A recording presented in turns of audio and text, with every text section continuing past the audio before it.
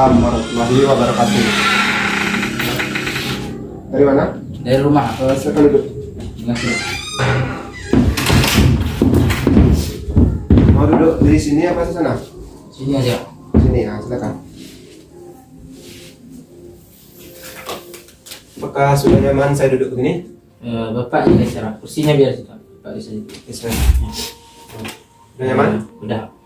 Baik. Dengan siapa deh? Saya Bapak Setia. Oh, saya Arya sebagai konselor sini. Ya. Sama siapa? Saudara Setia sini deh? Sendiri Pak. Pakai apa? Motor atau mana? Pakai motor. Motor. Nggak ada kendala di jalan atau hujan macet? Alhamdulillah nggak ada. Nggak ada. Tujuannya ke sini mau apa? Mau konseling. Konseling. Apakah Pak Setia sudah pernah melakukan konseling sebelum ini? Belum Pak. Belum pernah, berarti baru pertama kali ini. Ya. Ya. Apakah sudah tahu apa itu bimbingan konseling? Belum Pak. Belum ya. Jadi sebelum saya melakukan konseling, saya akan menjelaskan terlebih dahulu apa itu bimbingan konseling dan tujuannya apa. Jadi bimbingan konseling ini adalah saya sebagai konselor memberikan bantuan kepada pada saudara Satria ini yang sedang mengalami masalah, agar masalah yang dialami saudara Satria ini bisa teratasi dan saudara Satria bisa mendapatkan pemahaman baru serta bisa meningkatkan potensi diri saudara Satria.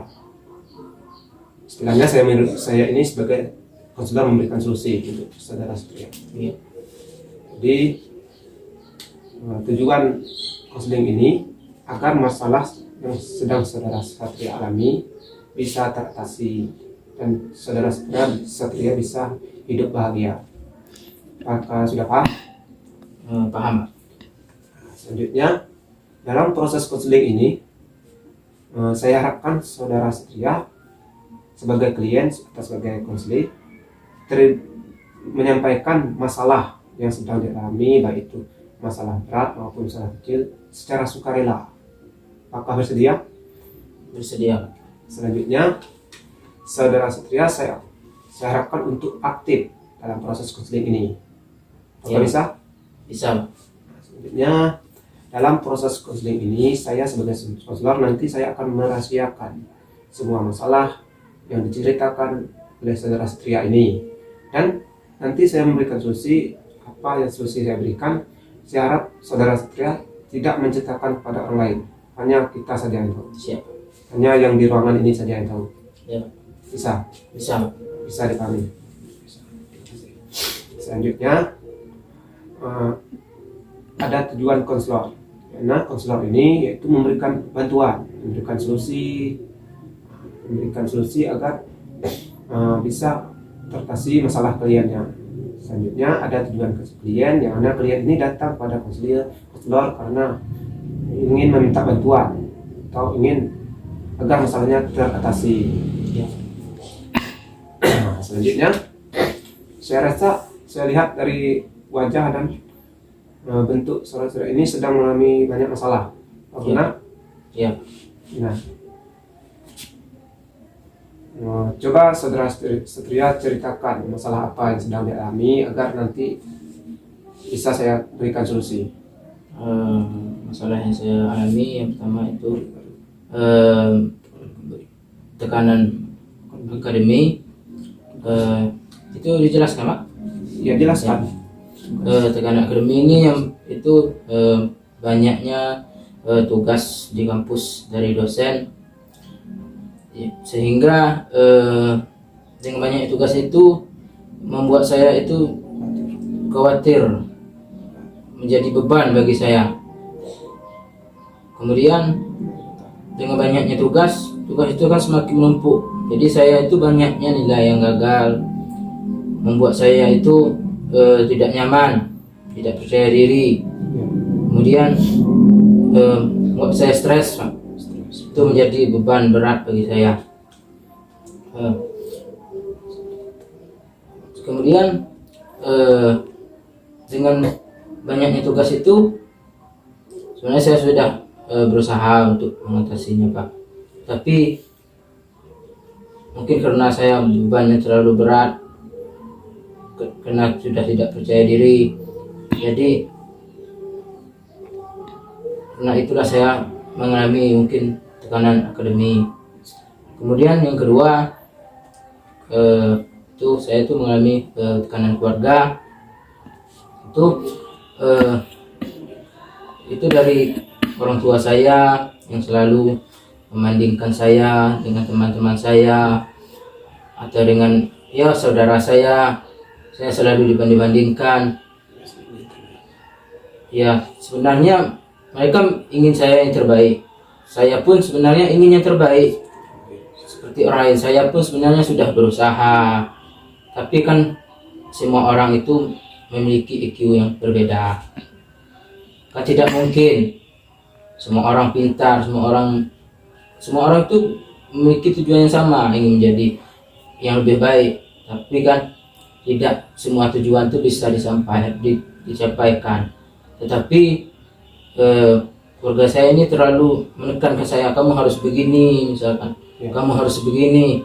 Sementara saya itu kan mempunyai pilihan hidup saya sendiri, saya pengennya begini, sementara orang tua saya inginnya begini.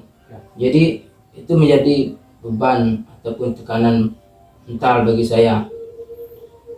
Kemudian sebenarnya saya sudah menjelaskan sama orang tua saya mempunyai jalan hidup saya sendiri, tapi saya tidak tahu mengapa mereka tidak mengerti. Apakah memang jalan saya yang salah? Saya tidak tahu, sehingga saya memikirkan itu berlarut-larut. Jadi itu menjadi tekanan bagi saya. Itu menjadi sebuah permasalahan bagi saya. Makanya saya datang ke sini. Kemudian saya juga mengalami tekanan masa depan dengan yang tadi tugasnya menumpuk dari perbandingan orang tua, sehingga saya itu memikirkan masa depan saya, bagaimana masa depan saya. Karena saya memikir dua ini, hancurlah masa depan saya. Karena terlalu saya memikirkan untuk masa depan saya. Saya itu sebenarnya saya bukan cuma memikirkan dari keluarga saya, dari tugas dosen, saya juga mikir masa depan saya. Untuk kedepannya bagaimana, saya selalu memikirkannya, selalu mencarikan solusinya. Tetapi kita nggak tahu kan bagaimana kedepannya, sulitnya mencari pekerjaan. Saya sebenarnya sudah berusaha, tapi karena sering tekanan-tekanan dari keluarga tadi, tekanan dari akademi untuk masa depan, jadi semakin membuat saya stres. Mungkin itu. Jadi saudara Satria ini mengalami masalah yang pertama itu tekanan akademi, yang kedua ada tekanan dari keluarga, yang ketiga yaitu tekanan masa depan. Jadi ada 3 masalah yang sudah dialami. Jadi ketiga-tiga ini merupakan masalah yang penting. Jadi tidak bisa saya memberikan solusi ketiganya, tapi hanya boleh saya berikan solusi itu hanya satu. Menurut saudara Satria, masalah mana yang harus saya selesaikan pada hari ini? Masalah yang saya terberat bagi saya itu masalah akademi, yaitu masalah nilai saya sama dosen. Ya, itu masalah akademi. Jadi apa penyebab saudara Satria ini mengalami masalah akademi? Yaitu tadi karena tugas yang banyak dari dosen, saya tidak mampu berpikir. Kadang sudah saya jalani tugasnya salah begitu. Apakah saudara Satria ini mengalami masalah tekanan akademi ini, apakah ada dampak atau akibat terhadap diri sendiri atau terhadap orang lain? Ada selalu dampak terhadap saya. Ya, terlalu banyak memikirkan itu, jadinya saya bisa stres emosional yang tinggi. Kadang orang ngomong itu ya kadang nggak nyambung, saya sering-sering pengen marah karena saya kan stres mikir tugasnya menumpuk, sementara ini dosen ini udah kasih tugas ini lagi, ini belum selesai, ini udah bikin lagi gitu. Sama kawan pun kadang saya sering menyalahkan kawan, kalian nggak mau kerja sama, saya bilang gitu. Mereka mungkin udah kerja sama, mungkin karena saya bebannya terlalu berat, karena stres memikirkannya, jadi terbawa emosional dampak. Jadi kawan saya pun kadang takut bertemanan sama saya. Mungkin itu dampaknya. Di sini apakah saudara Satria mau saya berikan solusi atas masalahnya? Mau Pak. Mau. Baik, di sini saya akan memberikan solusi atas masalah yang saudara Satria alami, yaitu masalah tekanan akademik. Jadi solusinya yaitu yang pertama, saudara Satria harus melakukan rencana akademi yang teratur dan sesuai dengan kemampuan saudara Satria. Yang maksudnya teratur itu maksudnya bertahap-tahap, dan sesuai dengan kemampuan itu sesuai kemampuan saja, tidak berlebihan. Kalau kemampuannya setengah ya setengah saja, agar tidak mengalami tekanan akademi. Selanjutnya dalam proses belajar, saudara Satria harus melakukan proses belajar yang bervariasi agar tidak bosan dalam belajar.